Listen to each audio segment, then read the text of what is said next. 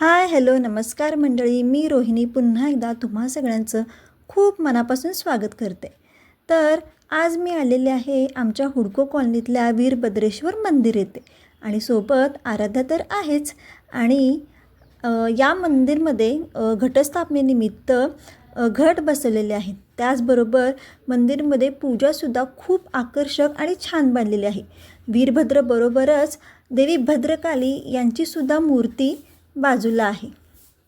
तर अतिशय सुंदर अशी पूजा बांधण्यात आलेली आहे. आणि नवरात्र निमित्त मंदिरमध्ये लायटिंगसुद्धा खूप छान करण्यात आलेली आहे. तर या मंदिरमध्ये प्रत्येक अमावस्येला महाप्रसादाचं आयोजन केलं जातं. वीरभद्राला अमावस्येच्या दिवशी खूप महत्त्व आहे. हे बघा, मंदिर खूप छान दिसतंय. आणि त्याचबरोबर या मंदिरमध्ये नवरात्रोत्सवानिमित्त प्रत्येक वर्षी खूप छान छान कार्यक्रमाचं आयोजन केलं जातं.